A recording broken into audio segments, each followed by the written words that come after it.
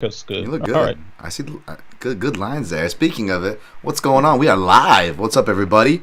Dan Tom here with the Protect Your Neck podcast, work you find on MMA Junkie Action Network, all the like. But on this here show, which is a live show on my YouTube channel. What's up, everybody? Daniel Tom MMA. Like the video, subscribe to contribute your scores and comments to the chat. We'll get to you. This, of course, is an unofficial episode. Although I do got to get my man Ant Walker on an official episode one of these days, but this will be also uploaded to the podcast stream. Say what's up, Ant. What's going on, man? I'm happy to be back. I know we missed a couple of pay-per-views due to you were in Vegas working for 285, I believe it was, and we both just had things going on for 286, but 287, we are reunited. I'm very happy to be back doing this with you, my man. Me too, man. You can look at I didn't have the official graphics quite going on. Shout out to my lady for all the help backstage, so to speak, with that. So it's like a screenshot of us doing it, and we are having the most grandest time with like the biggest smiles on our face. So I'm definitely excited. Of course, for those of you listening, these are alternate commentaries, as the title card says. Me and Ant Walker, who you can find at Ant Walker MMA. By the way, Ant, feel free to plug any handles, anything you want at any time. This is a loose format here. But just to get it out of the way, we got Rob Font versus Adrian Yanez coming up. We're going to be providing, as per usual, on the pay-per-view main cards, commentary for the final three fights, and alternate commentary, so you can listen to this in the future, which is totally fine. Because we do, fair warning, we do run anywhere between 5 to 30 seconds behind your broadcasts. So before that bums you out, hey, it's better that way than have us spoil going, giving our Rogans, and before, you can even intake it. So you guys will beat us. You can and then you can turn and laugh and be like, oh, these dummies have no clue what's coming. Right, Ant? Absolutely, man. Yeah, so definitely, we don't want to spoil the action for you if you got us on in the background or whatever the case. If you've muted the actual commentary and you're listening to us right now, we don't want to spoil it for you. So hopefully you can sync up with us. If you can't, just enjoy the fact that two knuckleheads who like mixed martial arts are talking to one another about what you love too. So let's have a good time. Absolutely. Chat's already popping off. My man Ghost Phantom in there. What's up, Ghost? He says, what's up, Dan and Ant? I know Rosas play didn't hit for you. I didn't play him, thankfully. It was just a pick. But I did say C-Rod was solid, and that's why I thought it was a weird tee-up. Yeah, you're right, man. He was really solid. I didn't get a chance to look into the fight too much. I did pick Rosas, and I'm going to stick to it. I'm just saying I wish I did, because I was betting on one of these Contender Series fighters that were inexperienced, meeting the more inexperienced guy. Unfortunately, it wasn't the one I bet on, which was Mearshart opposite Pfeiffer. But congrats to anybody that bet on Christian Rodriguez. I was definitely one of those picks where I was definitely happy for the other side here. So good on you, Ghost Phantom. Yeah. Chronic Combat Conversations in the house. What's up, people? What were you going to say, Ant? Oh, just about the Rosas fight. Like it was definitely that moment to where it's time to make a step back on the hype train. Like he's very talented, obviously, but right. 18 years old, and you're standing in there against a 25-year-old. To an old guy like me, 25 is very young. Yes. But to an 18-year-old and a 25-year-old, that's a huge difference as far as body maturity, as far as mentally how you approach certain things. Like there's a reason why fighters are built up. They're properly built up and exposed to tougher levels of opposition on a gradual basis. Like we saw that, and hopefully the UFC takes note the way Bellator did with Aaron Pico after some of his losses. Yeah, absolutely. And I'm not trying to pile on to the kid, by the way. Like, I actually wasn't even crapping on him for any of the stuff that he was saying, much less any of the unfair crap that him and other fighters have to endure, right? If I was 18, I don't know about you, Ant, but like the stuff I would be saying, oh my goodness, I would be. Oh. And also, Ant, I don't know about you, but I look at these kids. I don't hold it against them, by the way. I'm not speaking from a high horse, but I look at these kids like we're not even the same species. This is Adrian Yanez making his walk, by the way. But this is like a Fortnite generation. Like to me, I'm like that's just how these kids talk these days, Right. Yeah, it's one of those things where he's 18. He's 18 and he's fighting in the most popular brand in this huge growing sport. Yes, he's going to be cocky. Like it's not that big of a deal. Like he's an 18-year-old kid. Which one of us at 18 wasn't a complete idiot? He's an 18-year-old. He's still going to have himself a fantastic end to his high school career. I'm sure he's got the prom cream on deck right now. so Yeah, he, right. so he'll Yeah, be fine. He'll be fine. So he's yeah. just got to form and let him build up the way he should, so this kid can reach his full potential. Right, and we're not hating on him, but again, the experience is experience, miles is miles, right? As far as how many fights you have, and another reason why I like to fade fighters who don't not just have experience, they probably also don't have experience seeing the third rounds or decisions a lot, right, Ant? And what do you Right. know? When adversity happens, what did we see? We saw him slow down. Again, we didn't really get to see much from him, though. And I almost hate those, regardless of your pick or play or personal bias. As an analyst, I hate when fights end early like that because we don't get to see too much. But yeah, like I still want to see what is Joe Pyfer, another big person they're pumping off of the Contender Series, Dana's boy, right? What does he look like in rounds 2 or 3? I mean, he came in confident like Rosas and said, I can outclass Mearshart in every aspect. And like, listen, Mearshart is not an athlete, but I'm like, that is quite confident, especially to say that you can go 15 minutes when you have barely done so in your career, and you what? You added muscle, and you still don't know how your body is normally going to react. Again, you didn't have to answer any of those questions tonight, but to the Rosas Jr. point, it can happen to a lot of these fighters. It's not just us picking on a young kid here. Absolutely not. Like that's not even. There's literally no level of malice or Yeah, sure. anything negative toward that young man. Like he's clearly very talented. He clearly deserves a lot of the praise that he's getting. But he's still an 18-year-old, and he's Yeah. still developing, and we still need to let that development happen before he can reach his full potential. Yep, we got Rob Font making his walk now. And just to close the point on that, I'm a Ghost fan. I'm saying nothing against Rosas either. Just C-Rod has good fundamentals and seen him in his Josh Weem fights. Yeah, stays composed. Good grappler, even though he self-admittedly doesn't like grappling. He's like got I think a majority at this point of his wins by submission, which is funny. He gets the decision win tonight. We got Rob Font at the check-in point. Really excited for this one, folks. Of course, Robbie Font, he needs a turnaround here. 2 really tough losses he's coming off of where he took a lot of damage. Yanez is favored in this one for a reason. Obviously, I have picks and plays that I made that I wouldn't make if I was really doing commentary. We're just doing this to get our reps, but, breaking the fourth wall while we still can, Ant. You want to let us know how you felt on this fight? Did you kind of, at least from a pick-wise, side with the favorite in Yanez, or what are you feeling here? I was siding with Yanez in this one, and I think this is sort of, and we'll see if this sort of thing plays out during the fight. But I think the narrative around Rob Font is that he's a fantastic striker. He manages distance very well. He's very composed. Like he doesn't make a lot of mistakes, but he just doesn't have that stinging power, at least not showing it on a consistent basis. Whether that be his love of going high volume, and he wants to put his effort toward that and not have as much sting to preserve his energy to keep that volume, or he simply just doesn't have the capabilities because, people naturally have different levels of punching power. Whatever the case may be, that could be a hindrance here because I see Rob Font being able to control a lot of things as far as the technical aspects are concerned. But when there isn't, a lot of power on your side, that gives a lot less for the other person to respect, meaning they can still try to implement their game plan regardless of what you're doing. So that's sort of the reason why I sided with Yanez and the bookmakers on this one.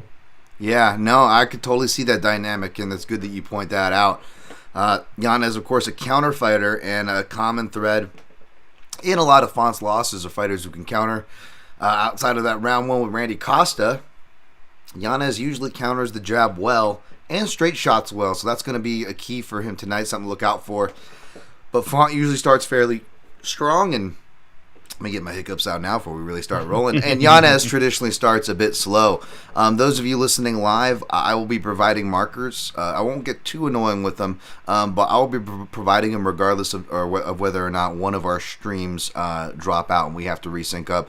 Just because, whether you guys are live and want to see how you guys are synced up to where we're at, we appreciate you listening along. And if you're listening in the future, the day after, if you wanted to listen along with our commentary and want to sync it up, I like to give those markers for those people.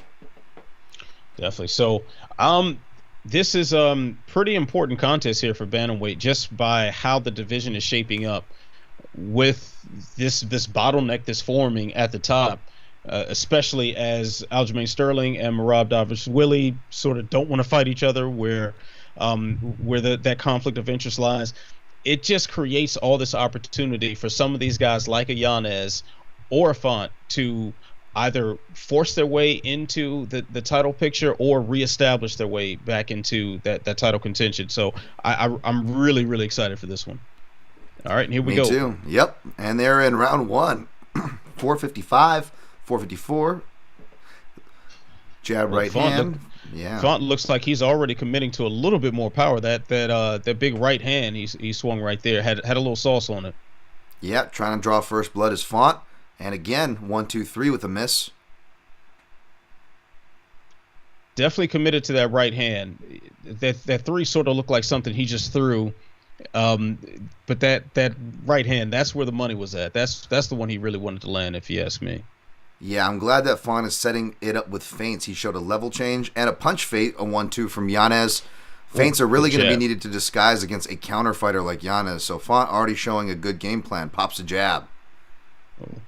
Countered by Yanez.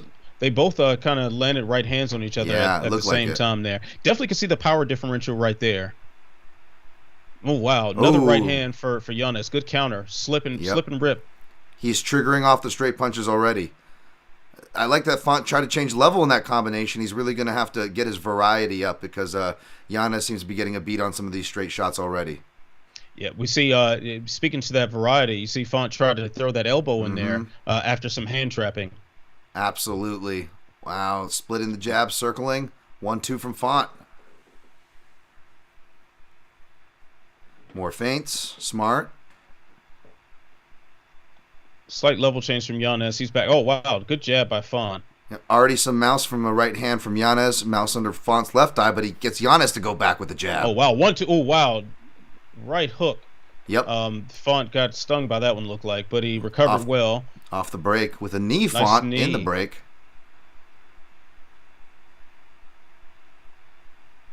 Front kick misses thanks to a Yanez jab that landed right as he let his foot go on that one. Doubled up right after it, and a leg kick for good measure. We're definitely seeing Font is committed to his normal volume striking. He hasn't let too much time pass without putting something in Yanez's face. And to the variety we spoke of, he is throwing in kicks from a collar tie, and they're both landing. Font with the last punctuation. Oh, and another one, nice too. Stinging right hand from Font. We got ourselves a fight, ladies and gentlemen. Feeling out process. What? 1-2. Nice. Another finish jab with from the lead Font. hand. Right hand. Font going after it. Font coming forward with the uppercuts and the crosses. This is how you want to see him respond from adversity, especially after the damage he took. This is a great sign for Rob Font, who's wearing it too. Triple jab to the right hand. Oh my God! Knocks Yanez down. Hand, the hammer fist, and that's it. And it's out. Rob Font by knockout. Rob Font making a lot of underdog players very happy right now. How are you not happy for Font? Wow, that is exactly how you want to see a veteran respond. Adversity, he turned it up. He welcomed the fire and drowned out the young lion Yanez. Wow. That was amazing. I mean, hey, this is, I guess, going back to the earlier main card fight that started off our live show today. Youth and experience. This was it. This was a classic example. Rob Font went in there and just bit down on his mouth guard, did what he normally does well, but just added a little bit extra spice on it this time and put the young man out. Yeah, after that collar tie, he really punctuated it, and he must have smelled blood because he goes 1-2 again and then just stayed on him, swarmed him. I mean, that was vintage Rob Font. Wow, I'm so happy to see him get that. The guy just recently they both recently had a baby, so hopefully Yanez is okay, but I'm sure that's going to help the Font family for sure. I hope he gets bonus for that. Yeah, that was nice. Wow. And Rob Font, his re-entry into the upper echelon of bantamweight certainly makes things a lot more exciting, if you ask me. Wow. By the way, we don't have commentary going, and I'm being very careful since this video is monetized. I want to be real careful. Dan and Ant, real cool dudes. Thank you, James Kendrick. It's coming from Appreciate a cool that. dude like yourself. Just to remind you guys, if it looked like Yanez was protesting it, if there's any tidbits that you guys see, especially if you see in the commentary season and are acknowledging it, feel free to type that into the chat. As I say that, I'm inviting myself to be Mo from The Simpsons with some fake news there, but feel free to share it, especially if it's from you regulars. I my trusted sources, because we can't hear anything. It looked like Yanez was really pissed off. I don't know if it was like a Ponzinibbio pissed off, where Ponzinibbio went out, so you can't blame him. He didn't know what was going on. I don't know what's going on, but Yanez looks, not that he should be happy, but he looks like he's upset about something. Yeah. Nice. Gives props to Font. There we go. Good sportsman. Love it. Love to see it. Definitely. Love to see it. That was an excellent fight to start off our broadcast, at least. I forget what fight it was, but there was a fight where Keith Peterson was actually taller than both the fighters, and probably was a women's fight. But I was just like, how boss does Keith feel right now, right? And by the way, go ahead. The only thing that will make that better is if he was smoking a cigarette, yes, and drinking some beer while he was reffing. I just like seeing him at least at size parity, like with Font and like the bantamweights, you know. Not hating on the short kings, by the way. That's what Keith Peterson is. Make no mistake, by the way. I mean, I know, Dan. I know me and you. We aren't the tallest guys out there in the world, so you know. I'm pretty low to the ground, so I appreciate the plight of the short man. Me too. Wow. Again, I'm gonna keep my volume down on the Font post fight, but I'm sure he's just happy as a pig in shit as he should be, man. Yeah, just on the replay, just seeing how he was able to slip and deliver his uppercut, you know, kind of setting up that finishing sequence. Really fantastic stuff.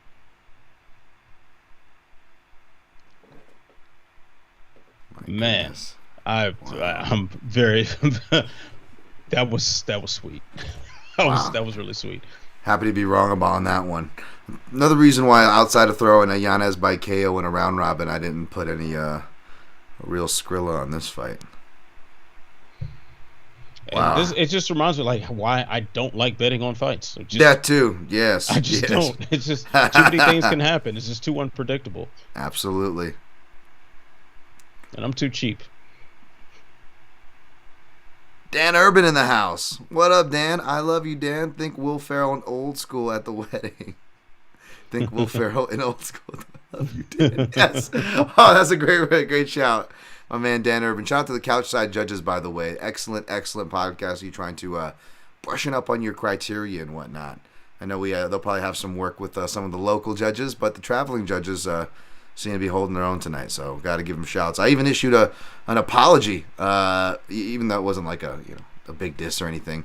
But you know me, I took a shot at one of the, assuming Derek clearly was the 30-27 judge and Curtis and Gaslam, and he wasn't. So I made sure I got, you're gonna put that energy out there. You got to retract and give respect. So I gave respect to and apologies to Cleary and the veteran judges. But yeah, that Michael Tate 30-27, that was just like, I don't know what round 3 he was watching, but apparently bodywork encounters don't exist to judge Michael Tate. I only got to sit down to start watching the main card, so I really can't wait to go back and look at that one, because I could see on Twitter like the outrage about some of the scorecards from earlier tonight. But at this point, I sort of just expect it. I expect there's going to be at least 2 fights where we're like, okay, what were the judges talking about here?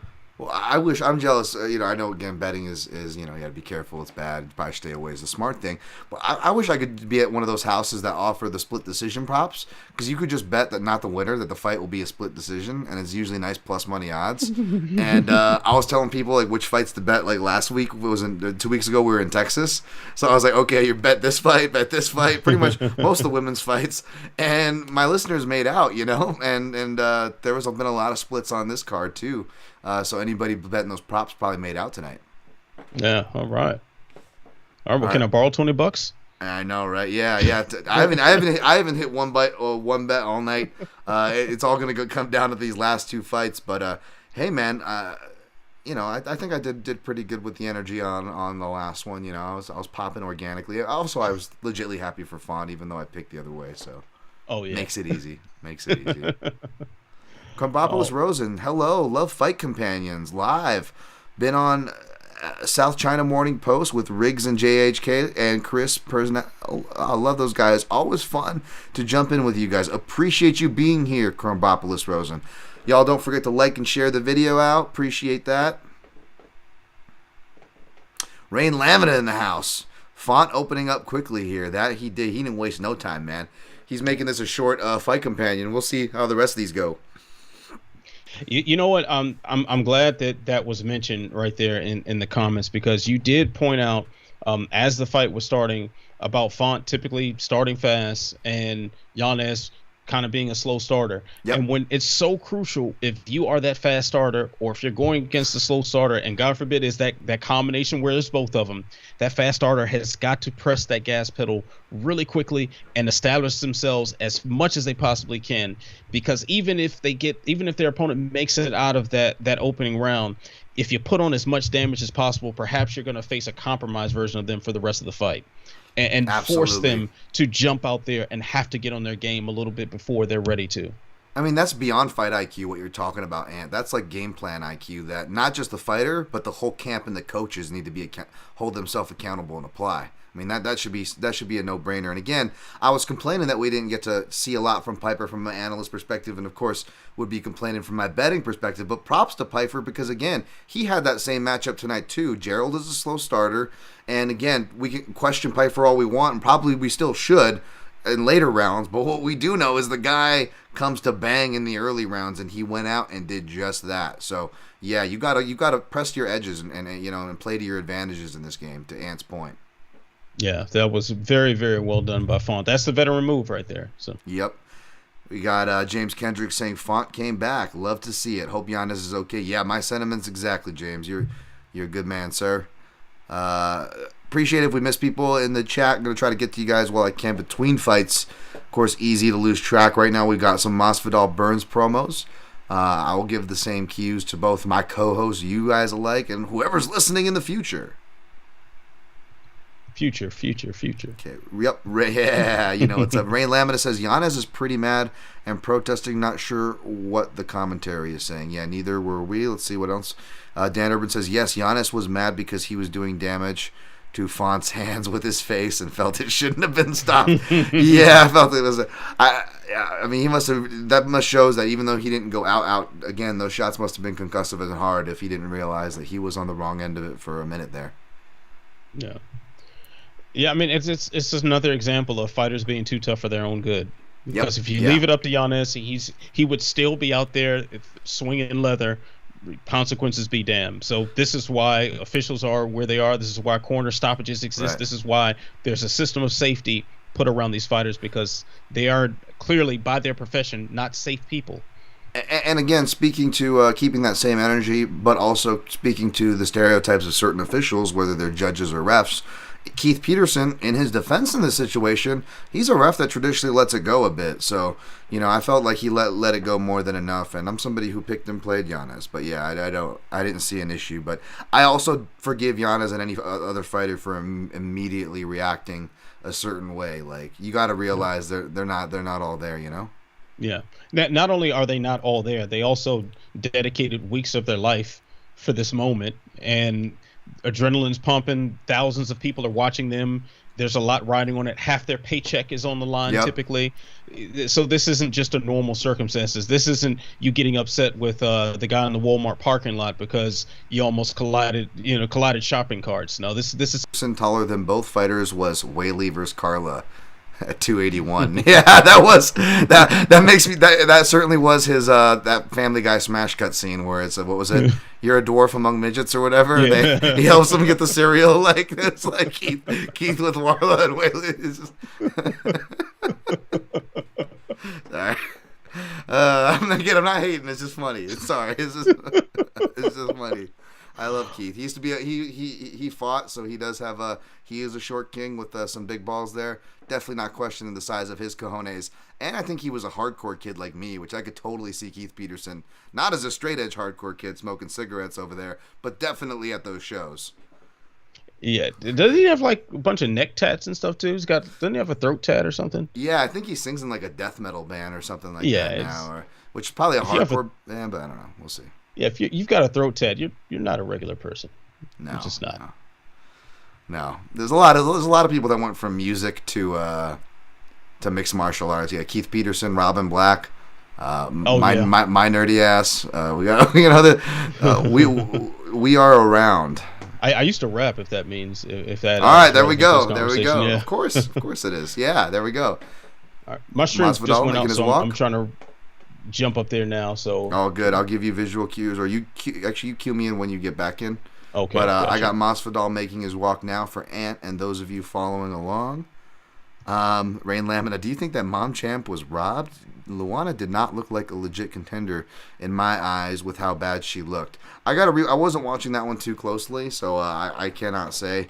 I will hopefully get you an answer the next time I make it past through that fight, right?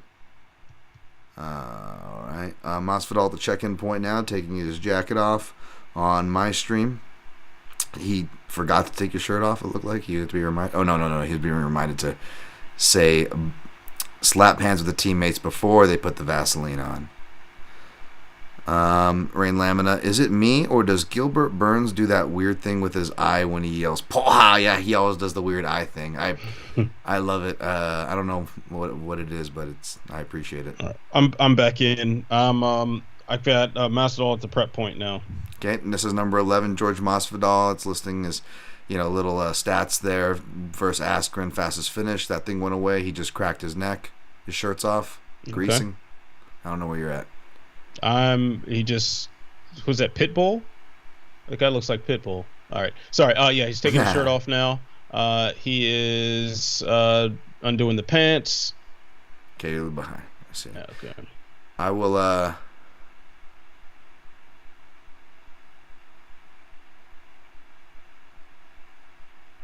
right. When this graphic disappears, I'm going to pause it. Okay. No, graphics on. He's going up the stairs. All right, he's getting grease right now. Bellator middleweight champ Johnny Eblen in his corner tonight. Yep. All right, graphic is up. Let me know when he gets in the ring and does a giant Cain Velasquez thing. All right, he's in the cage. And that very awkward little hop. Yep, there it is. All right, pulling his pants. The 11 thing is still on there. George Masvidal Air National Guards graphic is still on. It's still on. Yep. Hands on top of the cage. Graphic is still there. Yep. Stomp. Graphic is gone. Graphic gone. We're good. Okay, we're pretty close. So we're a bit behind you guys. But again, folks, at least we won't ruin it for you. You can look at our dumb faces when we don't know a knockout is coming. So, hey, there's Paulino Hernandez. He looks like his corner man right there. He's whispering. He looks like Balky from Perfect Strangers.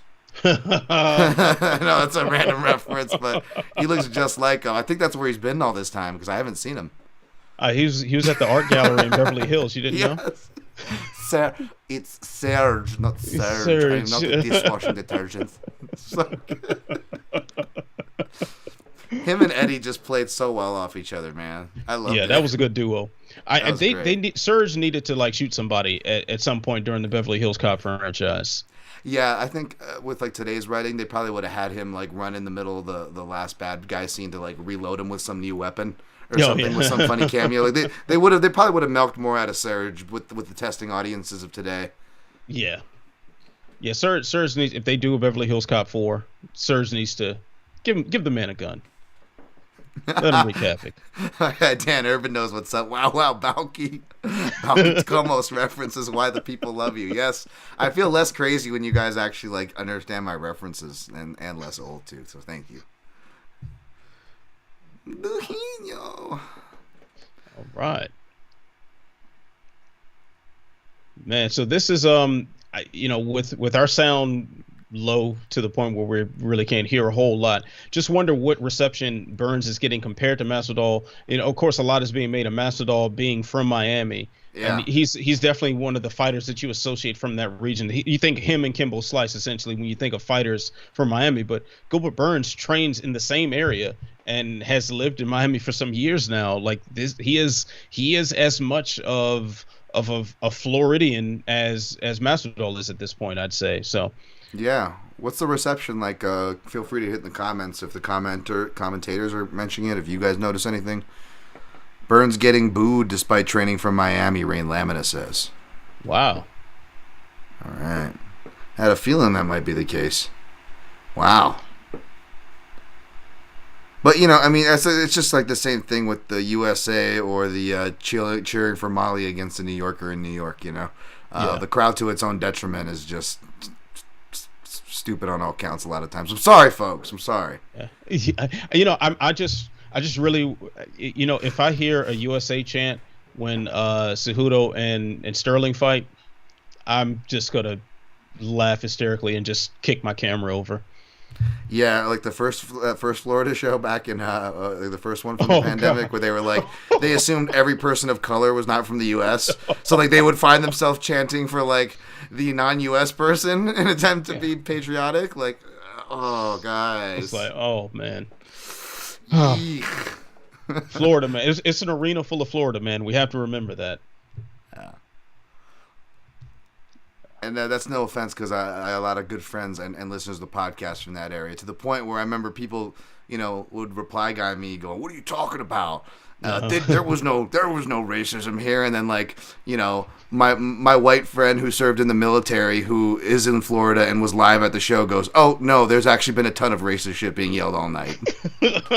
But okay. See, I'm going to take advantage of all the Florida jokes that I can because my wife is from Florida, so I've got a free pass, baby. Oh, you got reps, you mean? You got rounds. I know all about Florida, man. Okay. All right. So anybody who has issue with the fun we're having, you can direct that toward at Walker MMA. That's why I put his handle on there. I need a little hate to come back to my Twitter. Like I haven't had to clap back at anybody for a while. So I guess I've been just laying too low. I gotta resurface with some heat. Sometimes it feels like you just gotta lay into it. Like I'm not even. I've tried not to been doing too much. We got the tail of the tape. We'll turn it professional here in a second. But last thing, before they threatened the April 1st take away the blue checks or whatever, I had to.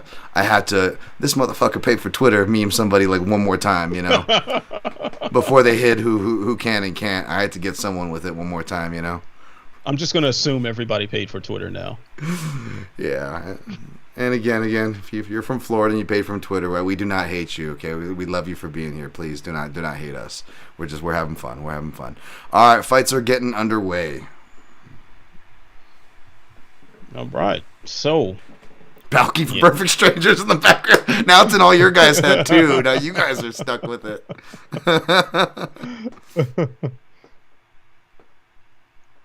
Mike Brown just you wouldn't even notice him. In the corner, he just looks so low key right now. Yep. Dan Urban says last time Gilbert fought in Florida, it sounded like he was getting booed, but it was Jacksonville, and I was there, and it was just natives yelling Duval because it was Duval County. Wow.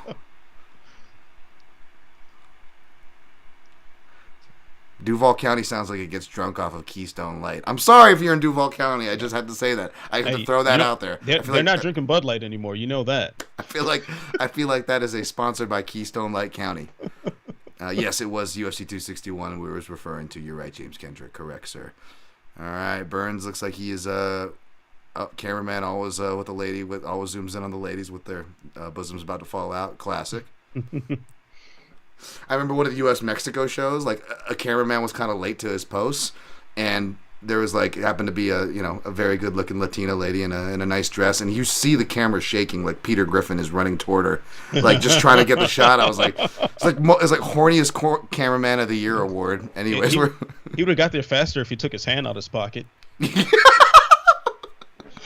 All right. We're firing our shots before the shots really get fired. Round now? One is about to start. Yep, we're getting ready to start. Mark Goddard, a.k.a. Bricktop. And here we go. 455, 454, 453. They both take the center of the cage, and Masvidal in the red trunks, Burn sporting the Brazilian yellow, the red gloves, red tape. Masvidal misses on the leg kick. Yeah, both fighters can counter leg kicks pretty well, so I'm curious how much either of them are going to throw it, because it's there, but they both can also counter them. Yeah, and I'd assume Masvidal will not rely on that a whole lot if you want to stay on the feet against Burns.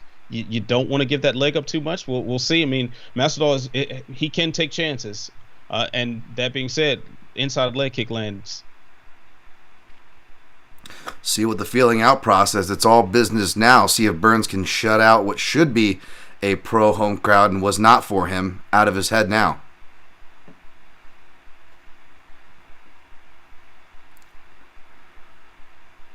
Not a whole lot of action so far, as the two are clearly have a lot of respect for one another's abilities.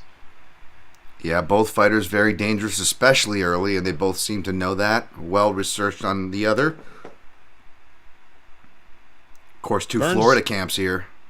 Yeah, two camps that have a long storied rivalry as well. So I wonder how much that has gone into it. I know the marketing around this fight was sort of centered around a rivalry between Burns and Masvidal.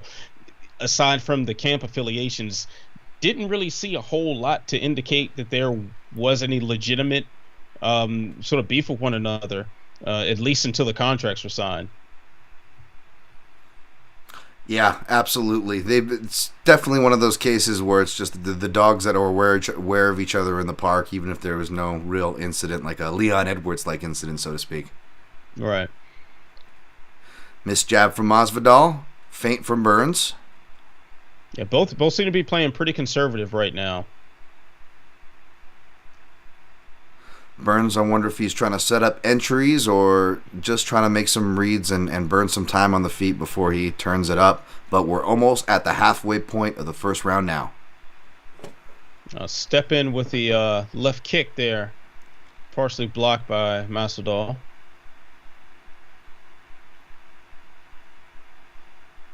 There's a blitz followed by a leg kick. By Masvidal. It started off with that punch combination that he knocked out Darren Till with. Yeah. Finished it up with the leg kick.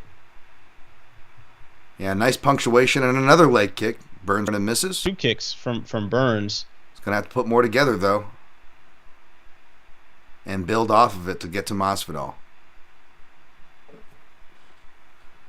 Brief switch stance from Burns. He went right back to orthodox. Burns feinting, looking for his entries. Slowly getting Masvidal toward the fence and back area there. See if he can work off that. And he's entered. Nothing. Separation. And Masvidal's looking a lot more comfortable. Slick defense there to get out of the way of that big right hand from Burns. Yes. Yeah, he is looking a bit more comfortable. At first, Burns caught him off guard with an early shot, but he looks far more comfortable since that point of the round.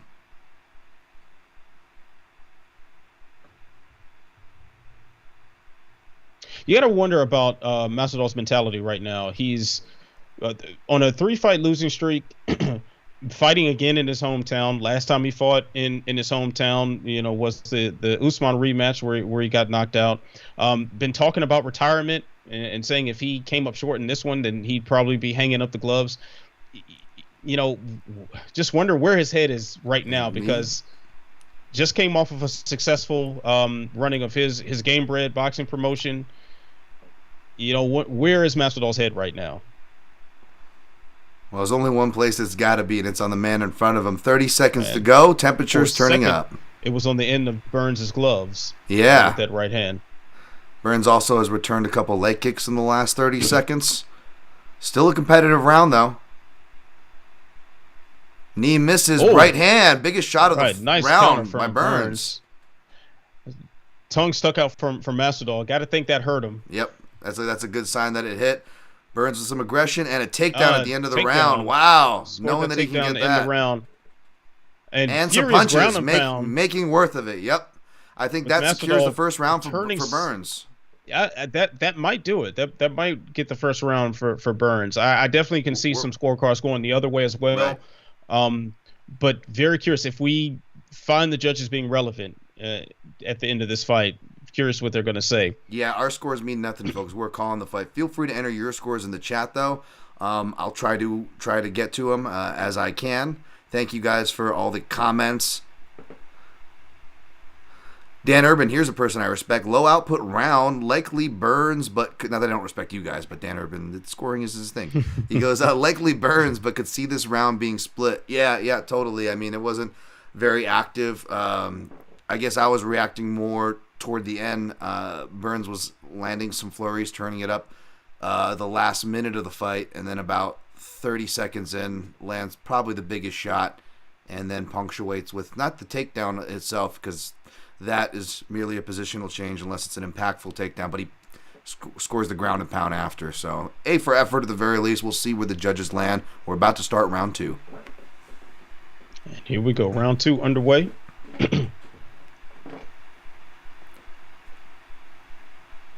Hook and a leg kick for Burns. Starting off more aggressive and drops Masvidal with a punch. Drops Masvidal. Like a collar tie uppercut like Font got Yanez with last fight. Burns now pressing for the takedown against the fence. He's got the hands locked. He's got Masvidal off his feet a little bit. Let's see if he can set up the slam. There's a slam. Wow, 2 for 2 in takedowns. I mean, we were just talking about Masvidal's underrated ground defense, and man, that's a great sign for Burns that he's able to get it this early. Absolutely. Yeah. So now he's got to deal with Masvidal's guard. Masvidal not necessarily being known for a dangerous guard, but he has been able to stall a lot of people and prevent himself from being damaged and submitted in many fights before. Let's see what Burns can do here if he can melt through that guard and employ his game. Absolutely. Ghost Phantom in the chat says great strategic idea as far as getting him away from the fence for the takedown. I agree. Now he's got him in the center with 4 minutes, just under 4 minutes on our clock, of course, to go. You guys are 3:44 for those curious. Burns and sneaking some short elbows in that ground and pound. Probably not a lot of damage, but it's got to be annoying at the very least to have the elbow slam against your cheek in such close proximity. It's all cooking time. He's using head pressure, forward pressure, body pressure, elbows, body strikes. You got to cook your catches. Like Glover Teixeira likes to cook guys on the ground. That's old school Brazilian BJJ term there. And yeah, he's going to work right now. Masvidal the close guard, so I don't know if that's not a good sign as far as him going to work to get up. I just got booted. Let me refreshing now. No worries. Wherever you come in, if Ant comes in ahead of me, I'll jump ahead. Otherwise, I will adjust between rounds 2 and 3 if we get there. Burns right now working ground and pound, using a little bit of... Masvidal does have one overhook. Doesn't look like he's going to do much with it, though. Not because Burns is really good, because he had his guard closed up, and Burns shrugs it, elbows him with the same arm. Now looks to be Tito Ortizing him as far as getting that head pressure, pressing him against the fence now. That is Masvidal. Yep, and that's really getting a reaction from Masvidal. He does not like that. Opening up his guard. He's almost forcing Masvidal to work, and which is good because, Burns really, I imagine, wants a finish here. And him working will give him a spot to try to get up on him, which he's trying to do. But Masvidal doing a good job of getting up and tries to Granby roll. That just gives him more back exposure. 158, where are you at, sir? 154, 153. Okay, yeah, you're good. You're slightly ahead of me. That's fine. That's more than fine. Yep. Masvidal trying to fight hands. And Burns takes him back with a mat return. Can Burns get a hook in and establish some type of anchor? Masvidal difficult to control. Masvidal breathing a little hard there.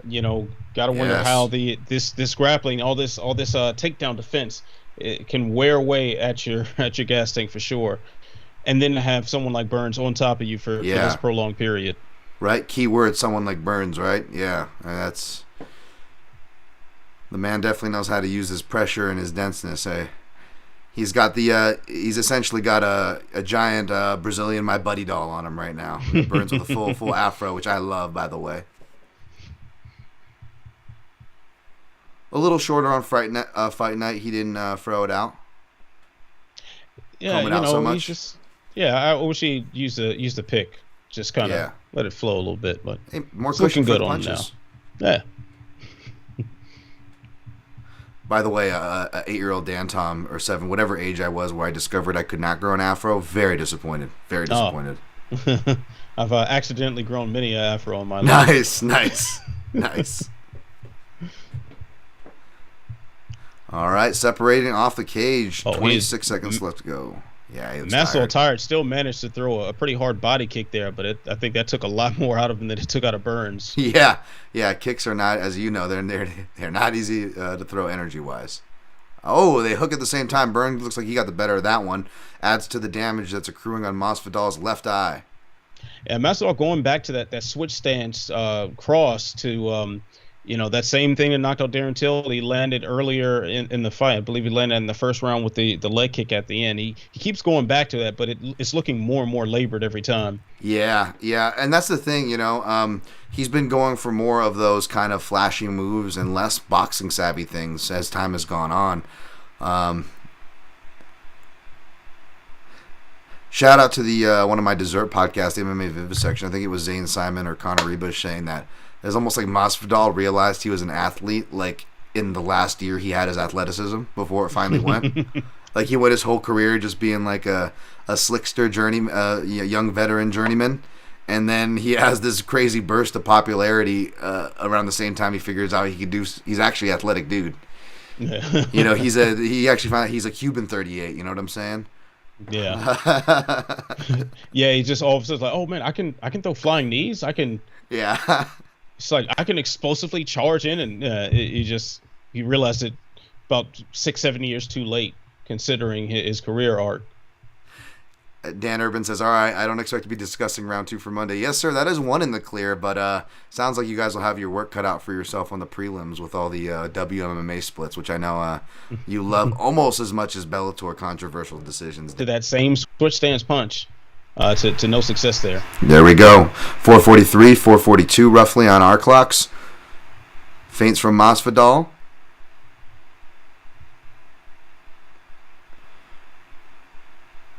Curious to see what the crowds has it. The general public has it. Obviously, their scorecards don't matter, but step in right hand from Burns. Nice. Yeah. Either way, Burns still needs to make sure he secures this round for his sake, and Masvidal obviously needs to be looking for the finish.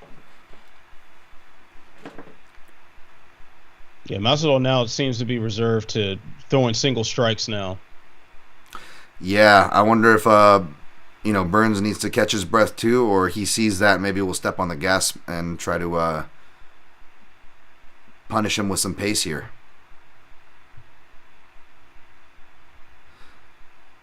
Wouldn't be surprised for Burns to go for another takedown as well. Yeah, Masvidal is still very much committed to the leg kicks as well. Yep. He's still firing those out.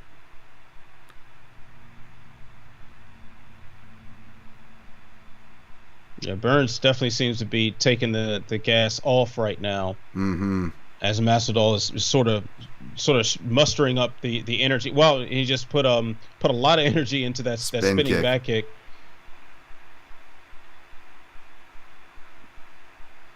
Burns could have also maybe been sometimes, the fighter needs a finish, so you take that first minute and see what they're going to bring for you, and then you pick it up, which Burns seems to be doing now. Just over 3 minutes left to go in the round. Left hook from Burns. Big right hand. And a right hand. Wobbles him. Burns going in. Masvidal smiling. He's hurt. Or is he going to let Masvidal...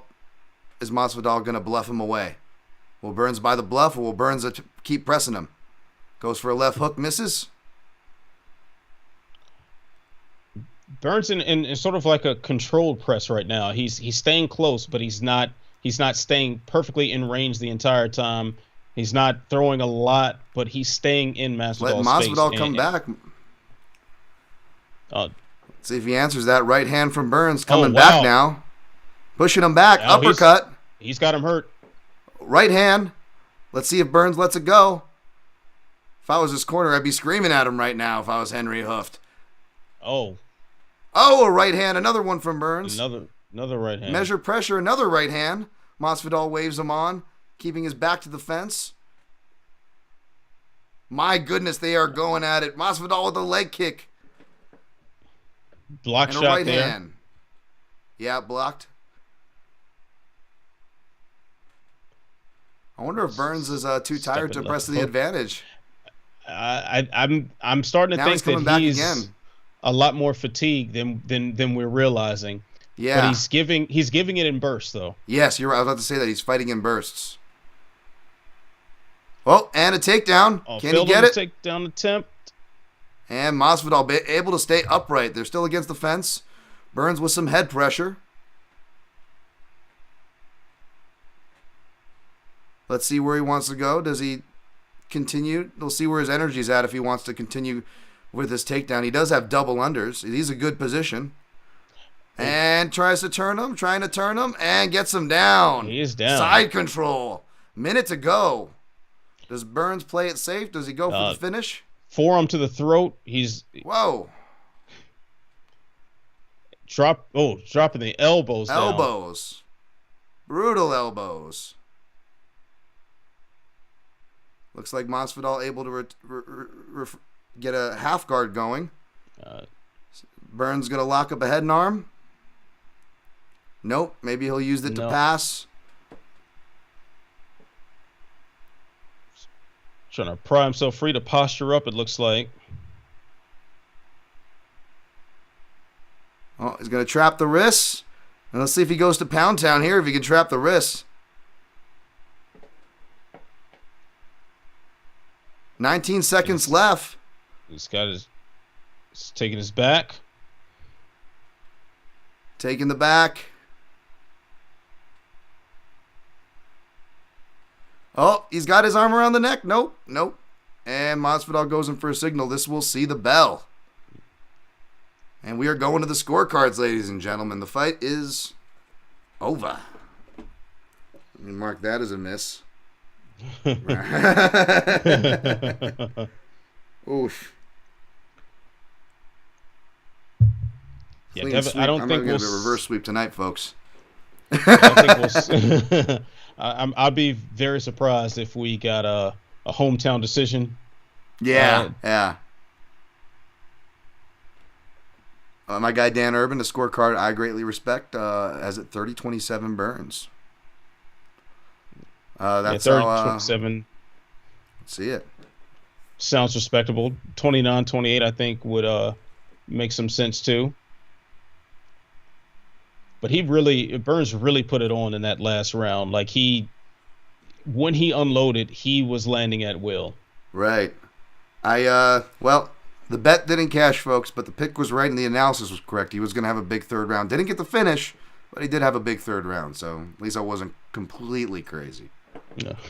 Completely. I am a little. You know, even if the outcome is wrong, if you got there by a logical means and a lot of the nuts and bolts of what you said came true, it's a good pick.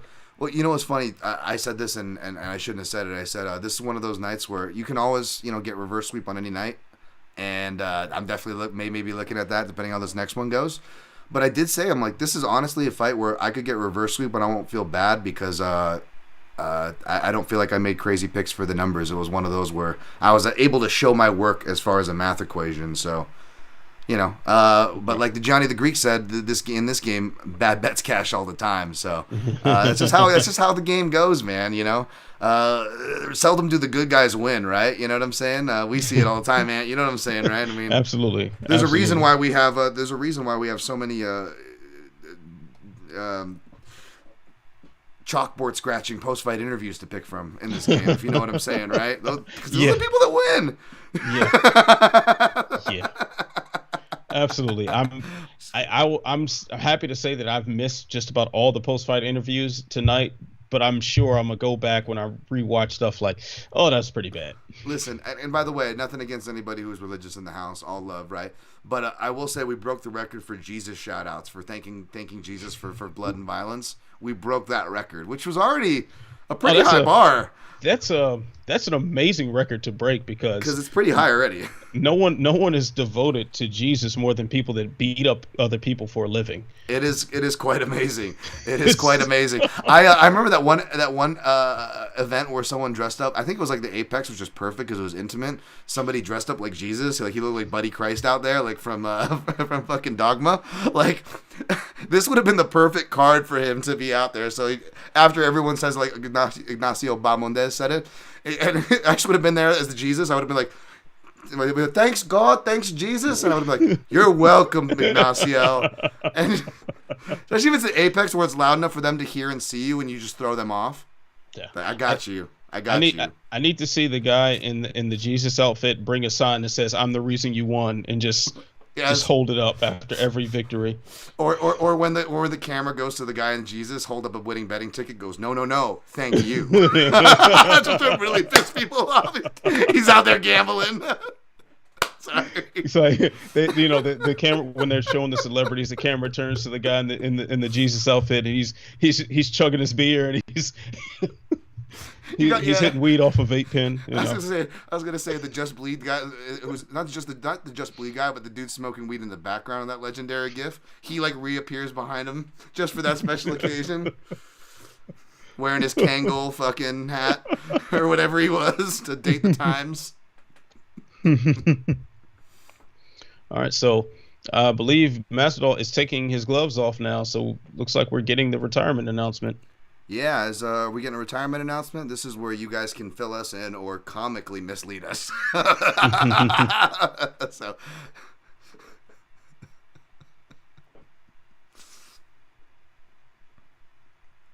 Balky from Perfect Strangers in the background. I wonder if Colby ever paid that guy. That was the guy Colby didn't pay from Perfect Strangers. Apparently. Oh, really? Oh. Yeah, it was Balky. That's where their thing stems from, is that guy.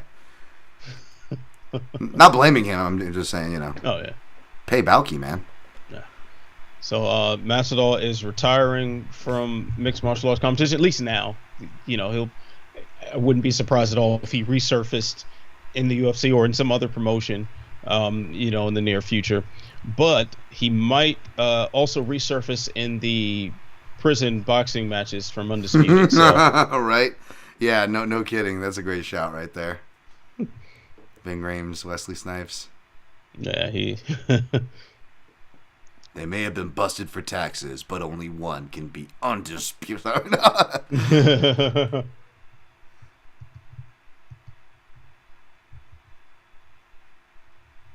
Someone had a bingo card they were sharing around, which was brilliant. Because I thought of a similar thing where it was like a drinking game. It's the same deal. Yeah. Sets you up to make the same jokes essentially.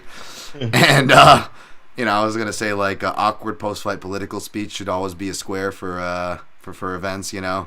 Yeah, that was pretty bad. More of a funny one, but DC challenging takedown stats. That's always got to be a square. You're always going to hit them. Yeah. And I agree with him, by the way. I'm not shitting on him. No, nice little moment with his son. Yeah. I like the guy behind him who literally looks like he took the back print of when Tony Montana killed his mentor on the wall, right? And they made that into his shirt. You know what I'm talking about? He's got the arm sling. Yeah, got the wallpaper from the car dealership in the background. Yeah, he just needs Jorge Masvidal to put a arm sling and sit in front of him in a chair. He's got the background already.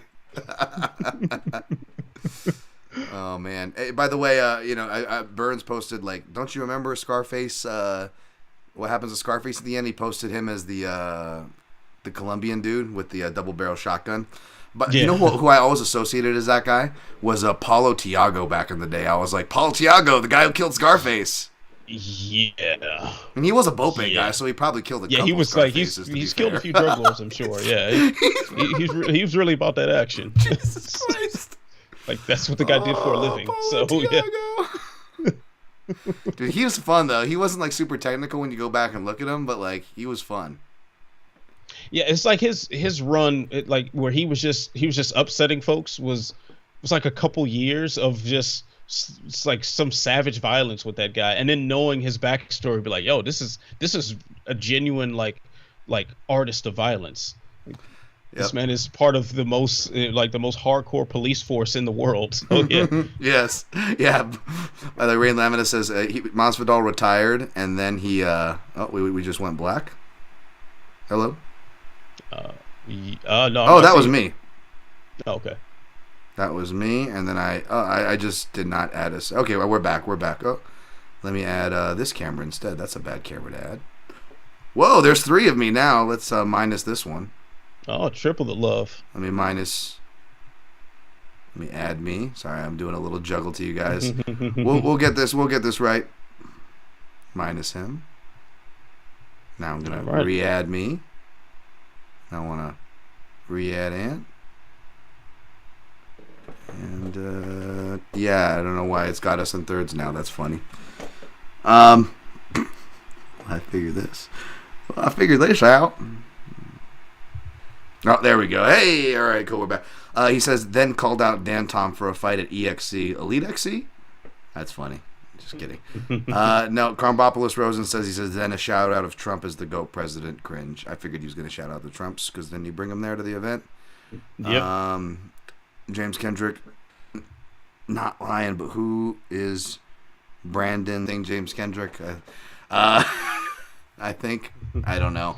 I didn't hear it. I forget how that whole thing started. I don't know even really know. Stupid.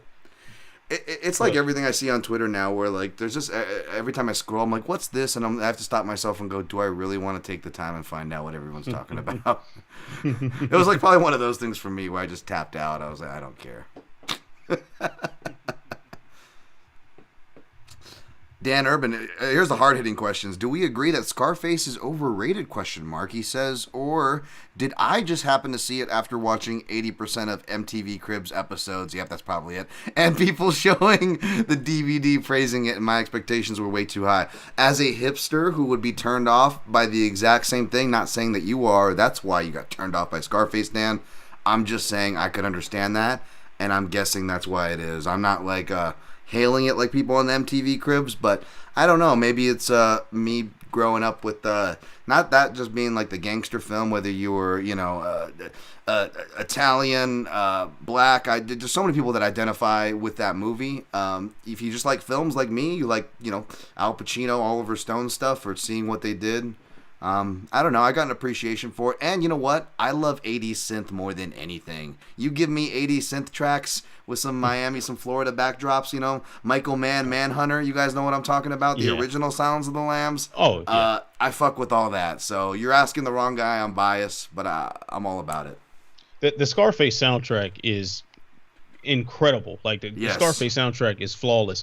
The thing is, that movie, I think it holds a lot of nostalgia for people more than anything else. Like because it's really not a good movie as far as just the components of a good movie. Like the plot is pretty basic.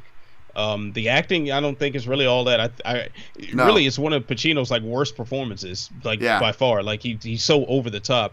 But it's so many things where it's so bad that it's good. Yes. Like so many things. The violence is so over the top and so ridiculous, but that's the appeal of it. It's just so bad it's good. Yeah, the sister friend dynamic was just so awkwardly acted and paced. Yeah. That was just so weird. But shout out to women with curly hair and the fact that seems to be coming back. I don't know why it ever left.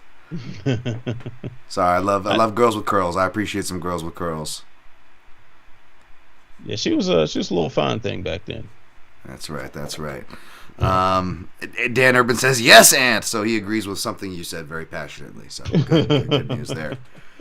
All right, we still got promo packages playing for Poetan and Izzy 2, at least 2 for MMA, 4 overall.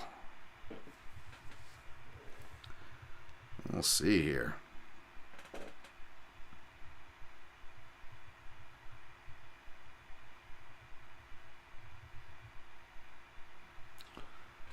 Wow. Thank you guys for joining, by the way. Be sure to like if you haven't already. I'm going to skim through the chat, see if there's things that are, aren't too far past gone.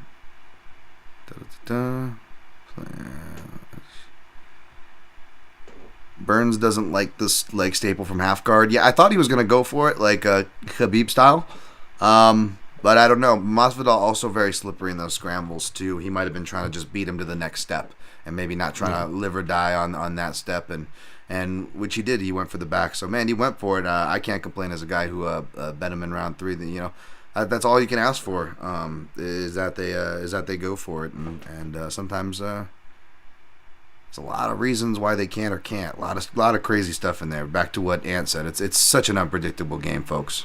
Hey, and I think I'm not sure if we had this conversation on air or before we went live, but we were talking about how underrated Masvidal's grappling chops are, and I think the comment there kind of leads into what we were talking about. Like Masvidal, he's so slippery because he doesn't necessarily commit to things. Mm-hmm. It's like you're trying to grapple somebody who's just not going to allow themselves to be locked into any position.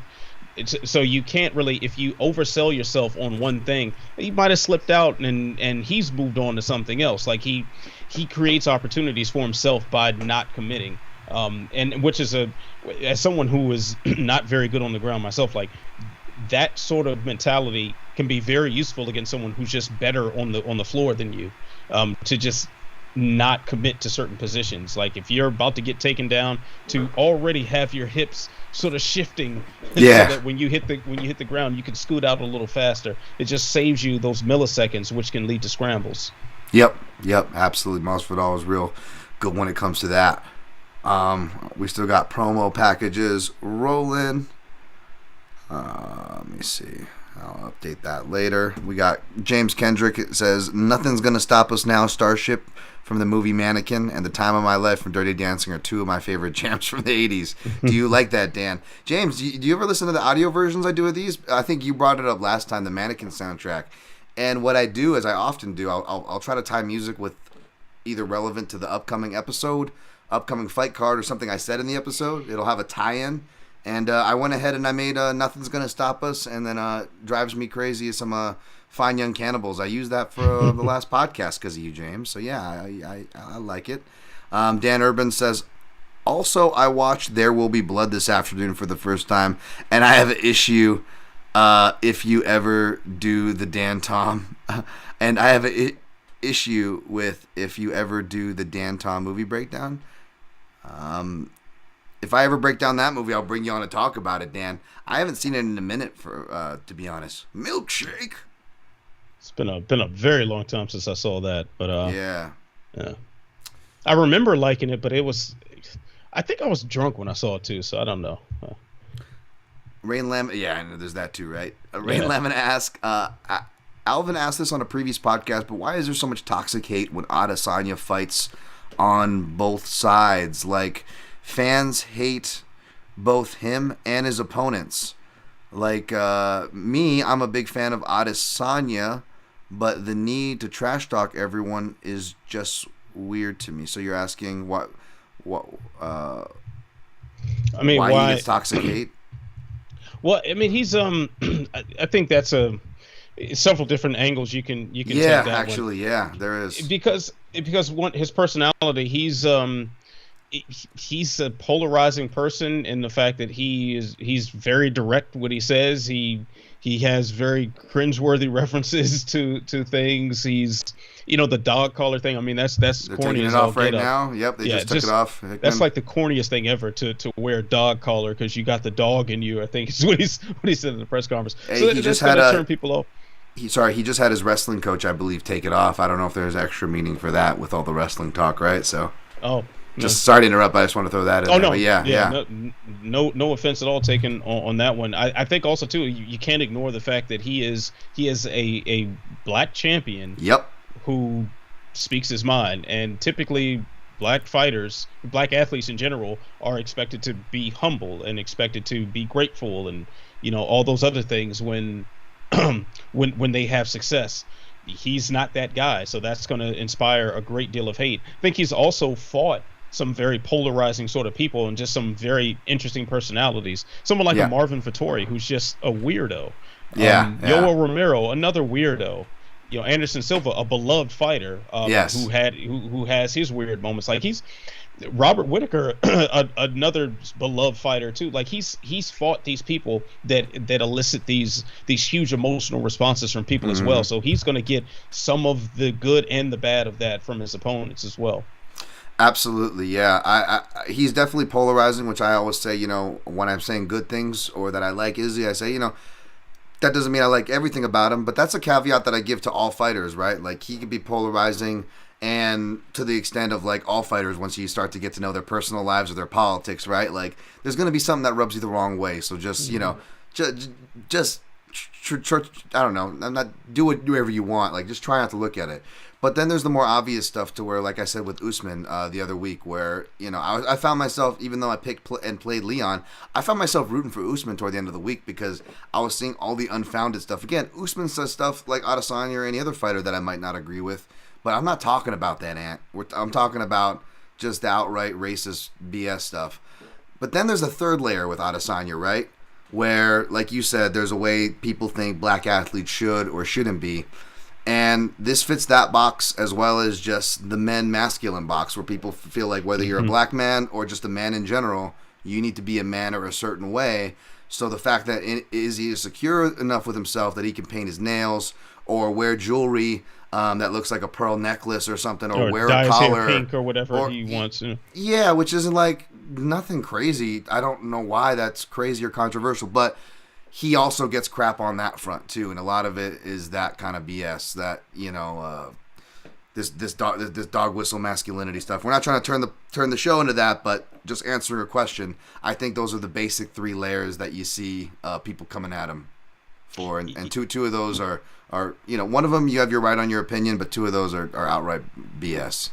Yeah, he's probably the first fighter in mixed martial arts, at least, or maybe in combat sports in general, that checks all of those boxes for the different types of polarization. Yeah, he might be. I can think of a few people here and there. Like I think like Rashad Evans was sort of the first example of like an MMA of a black champion that faced a lot of the unfair criticism. Yeah. And then you lump that into with his fight style at times, and then you can look into boxing and see like the hatred that Muhammad Ali got for being outspoken and in his time, as much as he's lauded now. Like back in the day, he was hated. Oh yeah. But to have someone that checks the boxes of the masculinity, the racial, and just them being themselves, and that being something to draw issue with, and then on top of that, they continually fight guys who sort of have this same sort of cult of personality surrounding them. Mm-hmm. That's a very interesting combination. I think that's what we're seeing with in sports. You put that in the mixed martial arts section of sports. That again, no offense, back to the NASCAR reference, right? Right. I mean. It's a recipe for disaster as far as that goes. So it's like as much as we love mixed martial arts, obviously you and me, Dan, we love mixed martial arts to the point where it's this huge part of our lives, and quite frankly, my life would be easier if I didn't like MMA so much. Sure. But so and we will be the first to tell you this is not the sport of kings. Okay, this is not the sport of the most sophisticated elite of society right here. This. MMA, we get down in the gutter. Absolutely. So. And you know what? We're savages too. But we you guys are the real ones. Ant's a real one, and that's why I got love for him. He's got love for me, and we got love for you guys. So don't take this personal. We're just answering questions from you guys and getting reciprocation from the chat. Rain Lamina, love both your answers, Dan and Ant. Respect. Thank you, sir. Thank you. Appreciate that. Brad Taschek in the house. Didn't discover this early enough tonight. Dan Rogan and DC been on one. Oh, have they? I think I already heard Rogan say something about like when they were like cheering for Raul Rosas Jr. Like, did you hear the pop he got? And Rogan was like, these people know what's up. And I'm like, did they know what's up, or did they just follow Dana White's account? Because I'm pretty sure that's called a casual. Not an educated fan. But then I think Rogan was going with a different angle because he was like, these people, they know what's right here. And I'm like, are we still talking about the fights, Joe? No. Are you making other statements right now? Man, I don't know if Joe's. I don't know if that's what you're talking about, but I did hear some of that come through on the commentary. Had a little DMT before for the broadcast. I see. Like, Old school. you know, as much as I respect the hell out of what Rogan has done as a commentator for the UFC, and I think he's had some fantastic moments. I still enjoy hearing his voice on commentary. Um, DC as well. I think DC is a fantastic commentator when he's at his best. It's just when they are together. Oh man, things can go either really well or really bad. It's just no in between with them. Like they're it's to the point they're friends to where they just can't work together. It turns into a lot of fun, and either that fun is fun for us or it's just like a series of inside jokes. And we're like, I don't know what the hell's going on. Absolutely. What are we doing here? He does have that effect, and I noticed that with some pairings. And some pairings I like with broadcasters I like, but again, it's contagious, right? Right. The work environment, the classroom environment. We got Bruce Buffer with his gold jacket. He looks like he's like doing an invisible Dutch rudder trying to move a boat somewhere, but that Dutch rudder, I know. Gotta throw the references in there wherever I can. All right, they're still doing some announcements here. Izzy looking locked in. The collar is off. Alex Poatan just looking like a fucking stone. Yeah. Always like a stone. Oh, I'm excited for this one, folks. Very intimidating man. Oh man, I might as well forget and pretend I don't have any bets since like they've pretty much all lost tonight because I just want to. I honestly just want to enjoy this fight. I want to enjoy this fight. I will. Continue to do my due diligence on these calls, folks, but just addressing the elephant in the room. I'm feeling it as a fan right now. This is awesome. Yeah. This is definitely this is either the end of something or the beginning of something much more. Because if say Adesanya loses tonight, and he hangs up the gloves and he decides, you know what, I'm gonna be the best badminton player in the world. Poatan is going to vacate that belt, and he's taking on badminton. Actually, no, he's going to wait for Izzy to become a badminton champion, and then he's going to put the gloves down, and he's going to start badminton too, and he's going to beat Izzy like that. This is like, I can't wait for the 30 for 30 for this. The 30 for 30 about these two men is going to be spectacular. Right.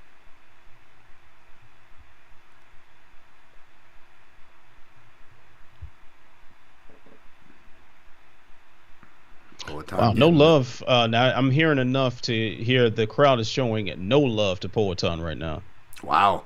Yeah, I heard they were a very pro Izzy crowd. They were booing Poatan when he even just came on the screen earlier, and people said they were podcasting. DC and Rogan have been podcasting all night, pretty much. Someone said Brad Gastrick says I can't take credit for this comment, but Buffer looks like he's wearing Luca's curtain from the show this week. Why are you guys giving Luca crap for his background and coming at his grandfather clock? I honestly don't remember what his curtains look like, but shouts to my man Luca for coming on the show, by the way, at Luca Fury. That is. I was trying to think of an analogy for his. It does look like curtains, though, does it not? That is an apt description, though. It does look like curtains that he's wearing. It looks like the background of that '70s show logo. Oh yeah, that's a good yep. All right, we're getting ready to start round one. Ready for the count in. Who's our referee on this one? That is Murgliata. Oh jeez. I love Dan. I'm just saying. All right, 452, 451, round one. Here we go, baby. Poatan Pereira 2 as far as MMA goes. Will Alex go 4-0, or will Izzy even back up and get his title back tonight? The two trading kicks so far. Yep. Adesanya, of course, in the blue, and Pereira in the green and gold, befitting a champion. It's kind of strange. It is, yeah.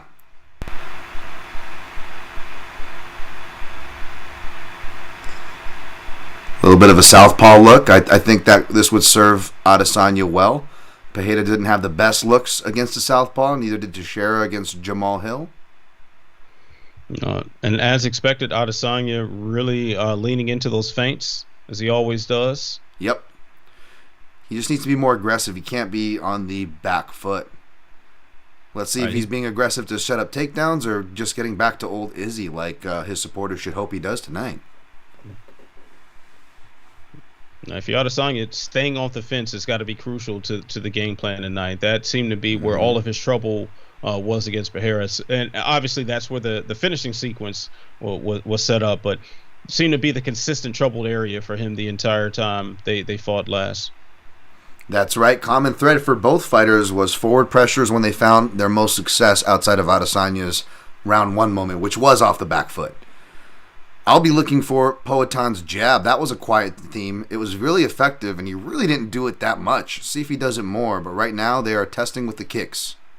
Just like the beginning of the first MMA fight, their last fight. Got to be careful how I word it with their context of their series. All right. He's holding that chin up kind of high. I mean, I know that's something he does typically, but it's just you want to have some extra level of caution against someone with the obvious power that Poatan has. I mean, he's felt it firsthand several times. So, And that length and size parity, too. absolutely. Is he a slight reach advantage over Poatan by an inch? But looking at them standing next to each other, I imagine Poatan's got more of a leg reach. You look at where his torso begins. Absolutely.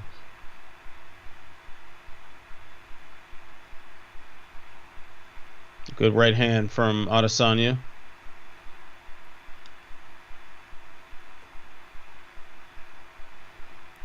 Poatan feinting in. See if Is he can take the feigning initiative level back. change? Yeah. Poatan trying to take initiative back. This could be crucial. Izzy fires back. See, Izzy looks like he's trying to set up a left hook counter. Mm-hmm. So looks like he's trying to set up a check hook there when he takes the orthodox stand and Poatan steps in. Alex being disciplined with his distance, not forcing anything. Uh, Nice so body walking kick. him down in the combination, finishing with that body kick. Yeah, it was a nice body kick at the end there. Jab to the body, leg kick by Poatan. Another leg kick. Switches stance by Izzy. Izzy returns from southpaw.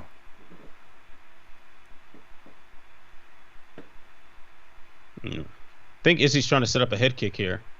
He's Yeah, looking keeps low throwing the when he's body. throwing the leg kicks, and he keeps looking low. I'm thinking he's trying to set something up here. Yeah, classic southpaw double attack maybe. Another body kick from the southpaw stance. Yep, a lot more southpaw. Looks like they may have picked up on those notes too. Oh, almost a head kick from nice lean back Pineda, there but lean from- back, yeah. Step in left hand from Izzy. Not too many clean shots with the punches from either man. Most of the success with kicks for each party so far. It's much more of a feeling out period than you'd expect from two guys who fought, like 15 rounds against each other already. Yeah, absolutely. You know, it's quite a contrast from what Izzy said. Nice leg kick from Poatan. From what Izzy said about starting fast. So hopefully for a psychology, he wasn't too married to that and is okay with this as the round closes out here. To Dan Urban's point, these low output rounds are always difficult to score. They could really go either way. I don't have a strong opinion. Feel free to score in the chat. We will take your guys and acknowledge your guys' opinions. Yeah, I'm very happy that I'm doing this alternate commentary with you and not just watching this and then deciding to score it on Twitter for my own amusement. Why are we hearing USA chants for this fight? Yeah, your guess is as good as mine. Florida? I guess that's the only acceptable answer at this point of the night is Florida. Yeah, it's enough of an answer for me. How desperate are they to shout USA? There's no Americans or white people in there, Ant. Yeah, I mean, Margliata, he's a Florida native. Yeah. All right, I just jumped back in. All right. So, all right. Let me know where you're at. They are clearing out the cornermen, and Yep. the second round is about to start. Sounds like you're just behind me. Big Dan is checking behind his shoulder to make sure it's clear, and he just got in the action on my time. 4:55, 4:54, 4:53. Now my round's starting, so you're Okay, I'm gonna you're pause about and 4 or I'll 5 catch up with seconds you. in. Okay. Can you count your clock for me? 452, 450, 449, 448, All right, 47. 446. All right, I'm maybe a second ahead of you. 443, 442, 441. Yep. So you guys are definitely ahead of us. But again, no fear. We won't be spoiling for you. You can just look at us if there's a knockout coming that we don't see. Because right now they are pretty paced. And he's up to the head like you called, Ant. Question mark kick. Yeah. Yep. Yeah, he's definitely planning his traps. That's Izzy, building off offense. That's classic Izzy. But he's awakened Alex, and the jab immediately changes the temperature. Like the last fight, the jab immediately sends Adesanya to his back to the fence. Adesanya firing back. Temperature raised. Here we go. Adesanya trying to get out of that warning track there, and Poatan doing a good job of boxing him in. Now he's backing off a bit. Izzy is coming with the forward pressure. Izzy coming back now. Poatan to the body with the jab. Over the top with the right for Poatan. They are both really trying to take the initiative back here. Left hook right over the hand, right over the top of it from Izzy. Return leg kick from Poatan. And a body kick from Izzy. Nice body kick. Yeah, it looks like they're slowing it back down for a second there. That was a fast pace. I'm telling you, Poatan's jab still can change the temperature of this fight like their last encounter, but he's got to be careful. Exchanging kicks again. Both trying to edge their way into the center. It's a real competitive round here. I like it. Very. Blocked kick. Adesanya really going for those head kicks now. He's starting to let loose with his offense. Much more southpaw than in previous fights, which is good. I don't know why he abandoned it so much. Maybe because he was knocked out in a southpaw stance in their second kickboxing fight. But outside of that very brief instance, Izzy does well from that stance. Nice jab from laser Poatan, jab right? there. Yeah. I got to imagine his corner has been calling for that and screaming at that for Poatan. Right hand over the top. Right hand over the top. Oh, step in with the good body kick. Switch stance lead hook there. Poatan answers with some leg kicks to try to get Adesanya out of that stance. Adesanya sticking to the southpaw stance. Lean back from the head kick again. Very nice. Defense.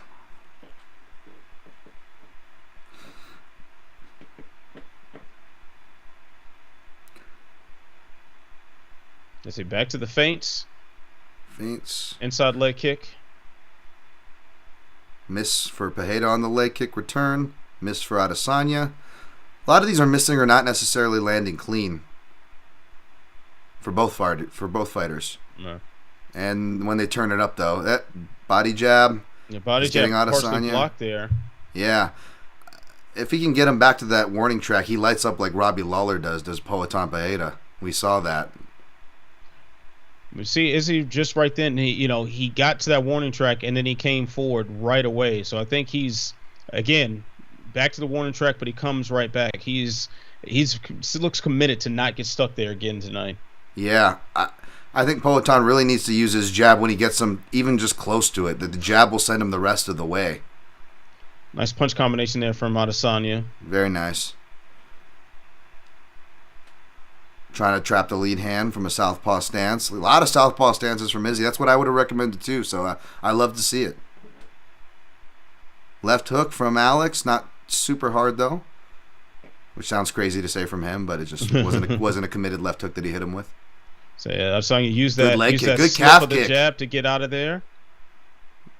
Froze him up for a second with the calf kick, but Adesanya blocked and got out. Gets hit with the body shot kick there from Izzy, but. And body shots in return. Body shots against the cage. And Adesanya. He's out. He's done. Oh, my God. He's done. He's out. Wow. Oh, my God. He shoots 3 arrows. I don't know if that makes up for the 3 losses, but it is now 1-3. Izzy's got the title. Wow. Looks like we're getting set for the trilogy here. Right? Guess. Yeah. I mean, this is the age of the instant rematch. So, clean sweep here, folks. Oof, I ate shit tonight. But happy for Izzy. That would have been as even though I picked Pereira, that would have been very sad for Israel Adesanya, to be honest. If he went 0-4 to Poatan, that would have been really depressing. Wow. Yeah, Pereira was out. He's still just getting up. Give some love in the chat here. Adesanya coming through. Let me give love to the fans or his fan, not my his fans. I don't have fans. I have listeners, Ant. Adesanya with the rope-a-dope. Dan Herban, amazing. Krumbopolis Rosen, that was awesome. Wow. Oh, good for Izzy, man. Good for Izzy. Yeah.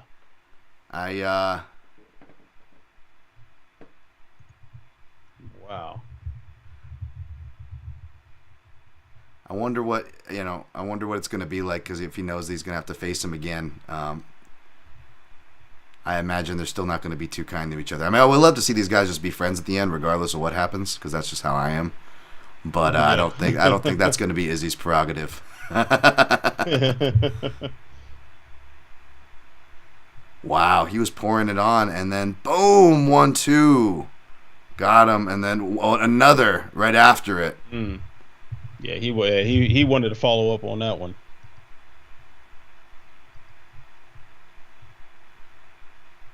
Good stoppage by Big Dan. Good stoppage. Oh, they got to replay the booth. Like Annex suit, that's kind of fly. Says this is a post fight. I think you should boost the volume. I'll take a little bit of a risk and turn it up a little bit. Giving love to the team, giving respect to his team. Fist bump to Alex. I love to see it. Love to see that. It's got to be tough for Alex right now, but nice to see them show respect.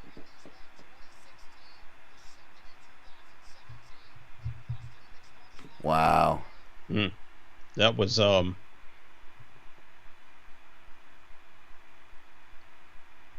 this is definitely a fight that as a bettor I would stay so far away from.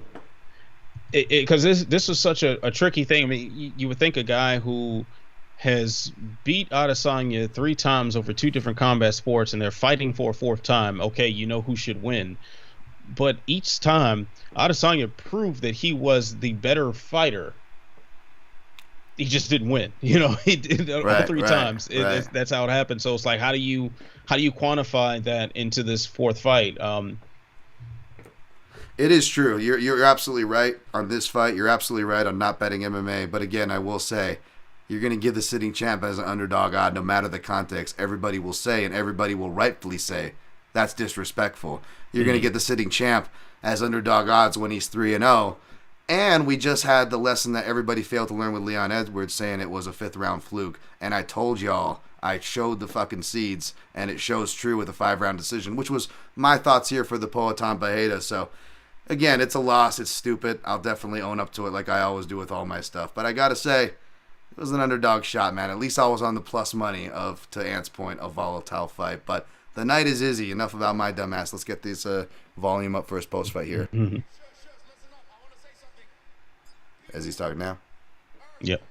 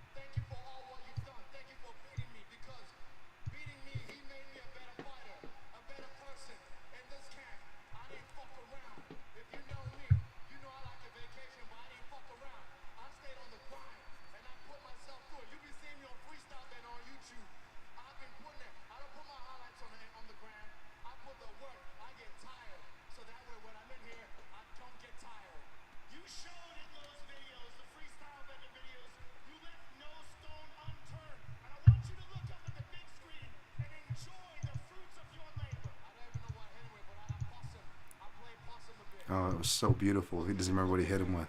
Look at him. Look at him. Wait. Pause him. Look at him. Oh, look at me. I am here. He is here. That last one had everything. That was since 2017. That last hammer fist was from the gods.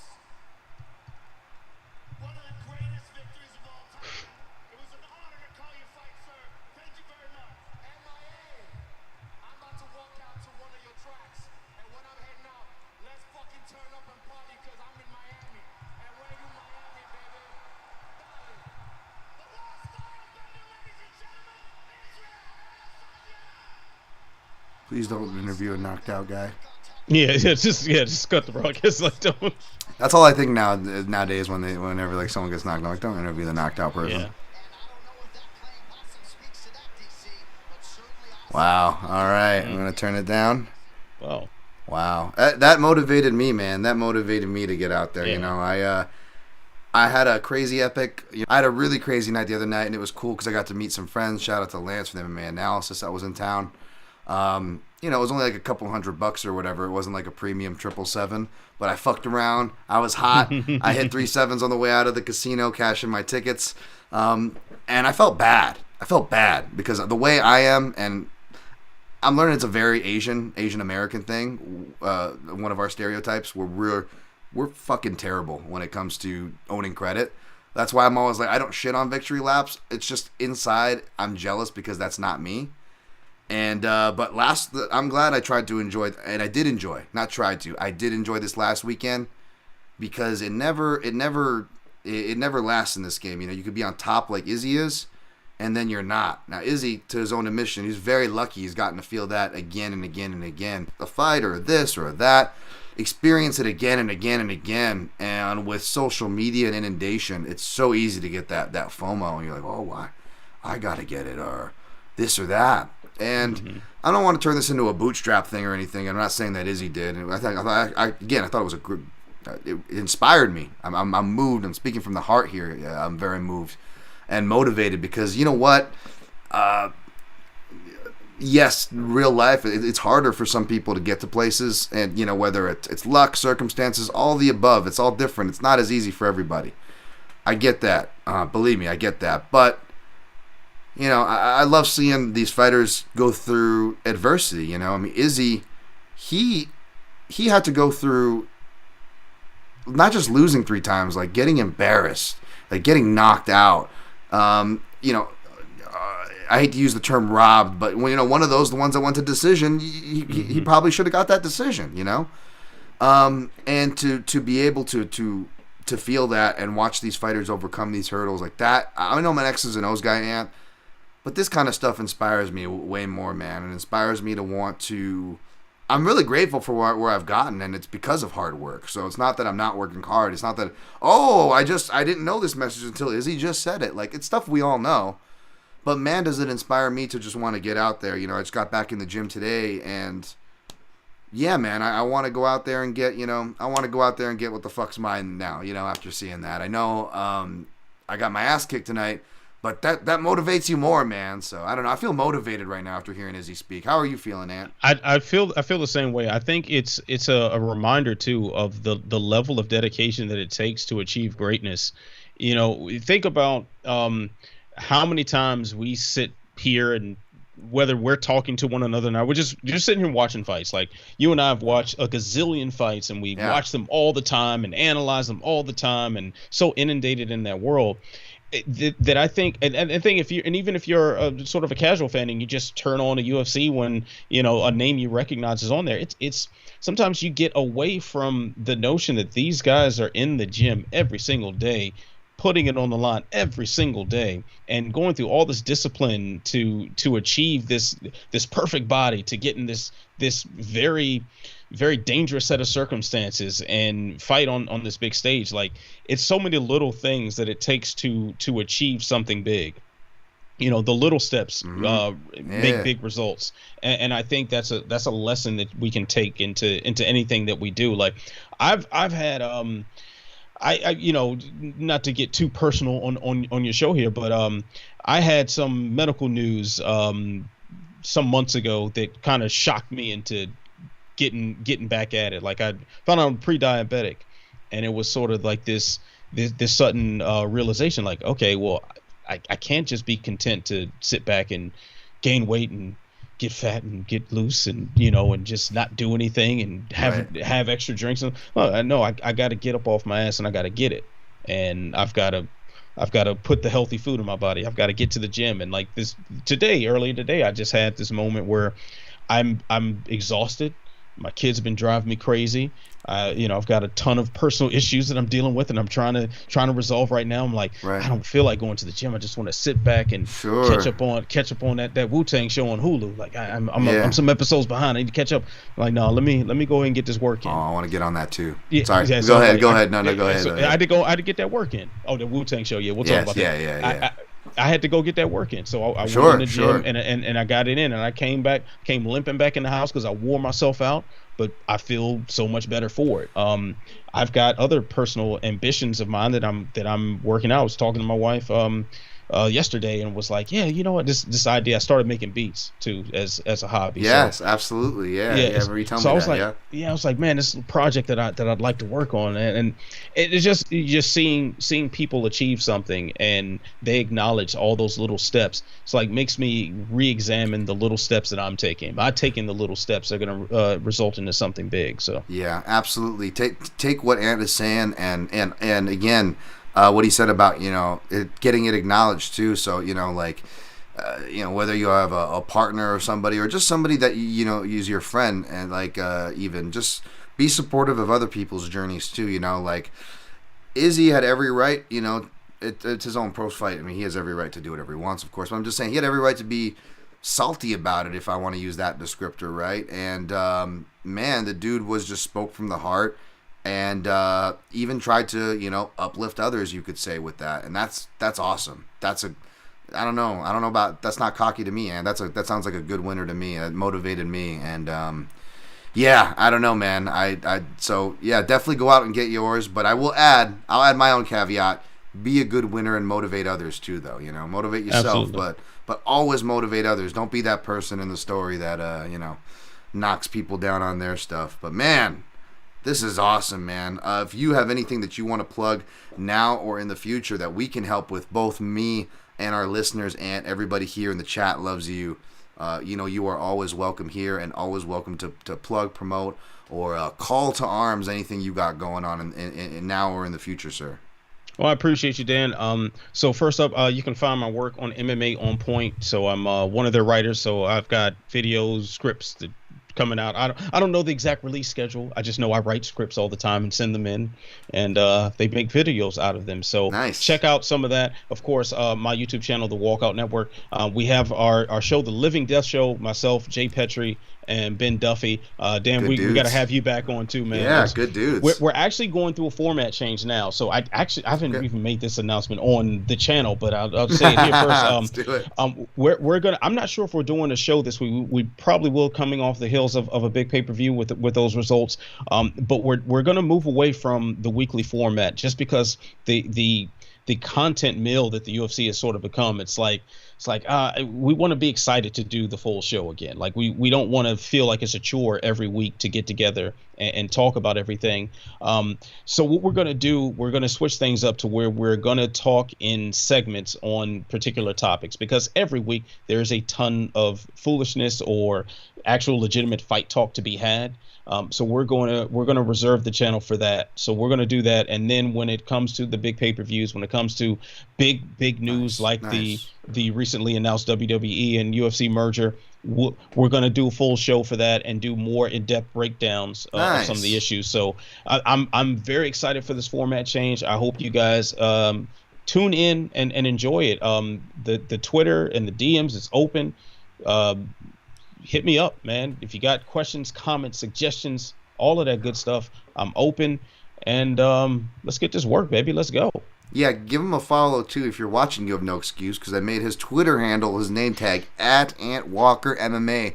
give this man a follow and show your support that way. Speaking of chat, I'm going to clean house in the chat a bit, and then we'll get out of here, Coolant. I know, me and you both were spotty to different degrees on the prelims, so we're not going to, do a kickback recap. We'll definitely finish off some thoughts if you guys have any. Rain Lamina says, let me just say, Adesanya was 0-3 against Poatan, and he just came back and won in emphatic fashion. Wei Lee is 0-2 against Rose and can definitely do the same thing. Oh, yeah, I mean, she arguably won the second fight. Neither here nor there. Great point. He says, just like Larissa Pachenko beat Kayla Harrison after being down 0-2. All very astute points, Rain Lamina. And yes, very, very inspiring as James Kendrick agrees with you. He says, I agree with Rain. That performance by Adesanya was inspirational. Anyone who is down 0-2 against a fighter can come back and win. Love seeing that I'm not crazy and Ant's not crazy for feeling the love and inspiration in the air. Absolutely. I mean, that's a moment that reminds us that we're fans. Like, we didn't just decide to, like, we got out of school and said, you know what, I'm going to commit myself to mixed martial arts. That wasn't how any of this went. We just love martial arts and found ourselves involved in this crazy, chaotic world. And I think, and Dan, I know we've talked about this off air with one another several times. It's like, when you're so into that world, it's so easy to forget that you're a fan. It's so easy to forget the feeling of excitement, of anticipation for big moments. And and there were times, I found this less frequently as I found myself deeper in and doing more coverage and stuff. Like, every so often I'd have to sort of step outside of myself and just appreciate, like, oh, I'm getting paid to sit here cage side at this huge fight, and I'm seeing the best fighters in the world like 20 feet away from me. I'd give myself 5 seconds to just let me take that in, let me enjoy that. Like, that was one of those moments where I get separated from myself as the MMA professional and say, oh man, I'm a fan. Like, this was dope. Yeah. So I appreciate those moments. I want to have all those moments all the time, because that makes me reinvigorated to do this work. Absolutely. It absolutely does, man. Nights like this. And so however you guys find your motivation, it strikes, you get your muses in different ways. Just use the muse, you know what I'm saying? Use it. Channel it, whatever you're doing, whether it's art, beats, music, martial arts, whatever it is, channel it. Speaking of channeling art and just being rewarded, hopefully, for your art, I'm not going to make any post-fight bonus predictions, Ant. You can. I'm just going to say this. With them bragging about their $11.7 million gate and all the celebrities in the house, they never have an excuse for both raising and bonusing everybody. But we know they're not going to raise the bonuses, but you better just bonus everybody who got a good performance. It better be one of those nights. You better not put a cap on that, UFC. Don't give me that shit that is not on the budget. $11.7 million record-breaking gate. Yeah, not to mention they just went and sold to the public that they're valued at $12 billion before the merger. So, yeah, I'm sorry, we're not buying the $50K for a couple people. Just spread the love, like the athletes deserve it. Yeah, man. I mean, these guys have been making the same bonuses since, like, I was getting excited because I got to the age where I could rent a car. It's been 10 to 15 years now. I think they're running on the same bonus rate, adjusting for inflation, so to speak. So I just hope the fighters get paid for putting on a show, because they are the ones, and never forget this, folks, they are the ones why any of this exists. So keep that in your minds when we see these decisions made. But other than that, it was a really action-packed night, man. Ponzinibbio's finish stood out. Me and Ant were sticking up behind the scenes, watching that together before we went live. Obviously, Yanez Font, right? I mean, how do you not feel good for that? Man, just some great, especially with the close controversy. Just pay both men. Curtis got some kids. He could use the extra $50K. I'm always sympathetic to the people with kids, Pay them extra money. They're very expensive. They're very expensive. Yes. Yeah. It's like you use that extra dough. Give it to Curtis as well, please. And they grow too fast. They eat too much. They grow too fast. They need clothes and diapers and food. It's insane. Yeah. And I think the real winner tonight is Jesus, because he received the most shout-outs on the broadcast. We really broke the record with Jesus shout-outs. Must be because it's Easter weekend, but yeah. Yeah, I wonder, like, what was Jesus's favorite knockout? Oof. At what moment did someone suffer a brain rattling concussion and Jesus cheer the loudest? I'm not sure. I was gonna say, was there a crucifix? But then again, that would probably be his least favorite finish. Yeah, Right? probably like, oh yeah, Yeah, probably brings back bad sorry. memories. Yeah, he's like, oh no, Jesus is biased against crucifix finishes. He never gives the bonus. Damn it. Like no, no, no, we don't applaud that here. We No. don't. Oh man! All right. Well, hey, this is gonna have to serve as y'all's impromptu recap. I don't know what more I'll have for you. I'll probably do more of an official recap of results this Thursday on the next coming Thursday for whatever fight night card is coming up, and then the next weekend it'll be weird. I don't know if I'm gonna do audio only because I'll be in Hawaii, or if I want to try to use my camera and see how good my grandma's internet is, and I can record a video whether it's live or not. I don't know. I'd probably try to do it live because I figure, because bad internet is going to get you either way. It's either bad enough to mess up the live broadcast, or if not, you do the live broadcast. That way you have one version uploaded, because if I do audio, I have to upload to like a bunch of different places using that same bad internet. So, and sometimes it takes a lot of hours. You know how it is, man. Sometimes you're just on the road. You don't know what the internet's going to be like. So, I'll see what I do for you guys there, because there's a UFC card as well that I'll probably be giving out bets for. I won't be talking too much Bellator bets since I'll be covering the event on the ground. But that's what I got coming your guys' way, and hopefully more Ant coming your way on the next pay-per-view, because this was fun, Ant. Oh yeah, as always, a great time chopping it up with you. So I'm very much looking forward to the next time. Which the next time that's going to be Aljo and Cejudo, if I'm not mistaken. Yeah, and I believe it's actually like a decent like 3 or 4 week break, because there's been a lot of pay-per-views a lot lately too. Which was another reason too. It's just, these things ain't cheap, so they throw them back to back like this. Yeah, well, if you see a young, handsome black man in the Los Angeles area tap dancing for change, go ahead and toss me a couple quarters so I can get the next pay-per-view, and we can keep doing this for you guys. I know, yeah, exactly. Speaking of which, the super donation, I don't know what they call it. All that stuff's here if you guys want to donate to the free show. Secure links at PayPal/Daniel Tom MMA. I don't know. The secure links on mixedmartialanalyst.com that supports this here free show. You can find click-throughs to, Amazon, or I guess on it if you shop through those places. It'll at least give me a small kickback, so there's something there. Ease your conscience. But there's donating straight up to the show if you want to do it that way. Got the link tree also there for PayPal at Dan Tom MMA on Twitter is where you can find me, as you see on the screen, and as you also see on the screen, at Ant Walker MMA is where you find him. At the PYN Podcast on all social platforms is where you find the show. Like, share, subscriptions, follows are all appreciated, all help, and I promise I won't pollute your feed. So until next time, you guys, hopefully you enjoy the fights. Hopefully you didn't lose your ass as much as I did. And regardless of whether you played or didn't play, I hope there was plenty, not just the action, which was awesome.